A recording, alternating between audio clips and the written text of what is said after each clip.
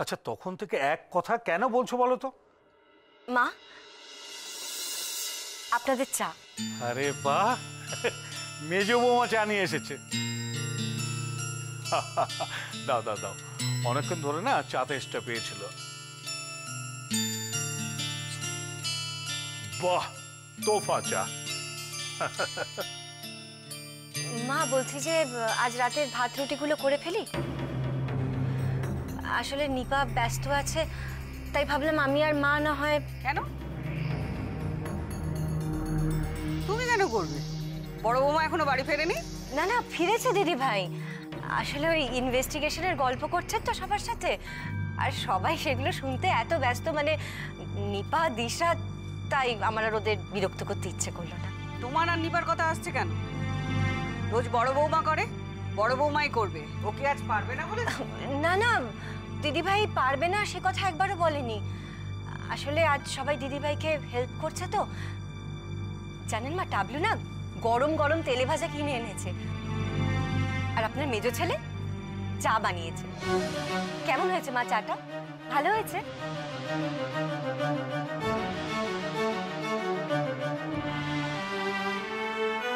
কি বললে? হাবলু করেছে? চাটা হাবলু করেছে? হ্যাঁ, আসলে দিদি ভাই খুব খাটাখাটনি গেছে তো আজ, তাই যাতে একটু রিল্যাক্স করতে পারে ওই জন্য। থামো!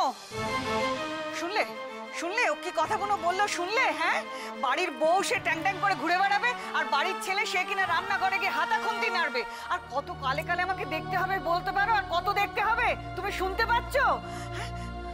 ঠিক আছে ঠিক আছে, এটার ব্যবস্থা আমিই করব, আমাকেই করতে হবে। শুনুন মা,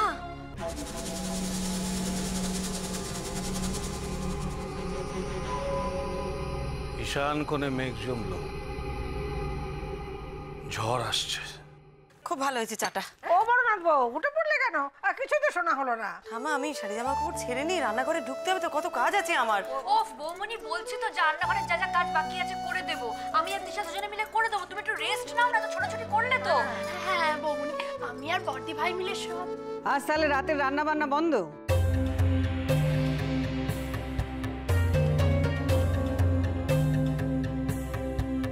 এলেন বাগড়া দিতে। মা, মা, আমি বৌমনিকে বলছিলাম যে এত ছোটাছুটি করে এসছে, আজ না হয় রেস্ট নিত। আমি আর দিশা মিলে রান্নাঘরে সব কাজ করে দিচ্ছি। কেন?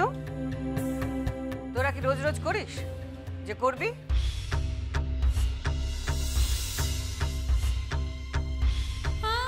বড় বৌমার কাজ বড় বৌমাকে করতে দে। ও অসুস্থ নয়, ও নিজের শখ মেটাতে গিয়েছিল।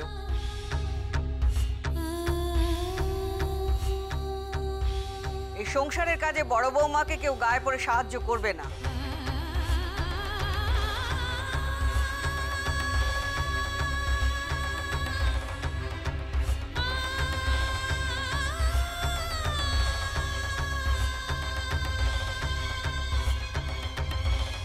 যেমনটি করতো তেমনটি ওকে করতে হবে।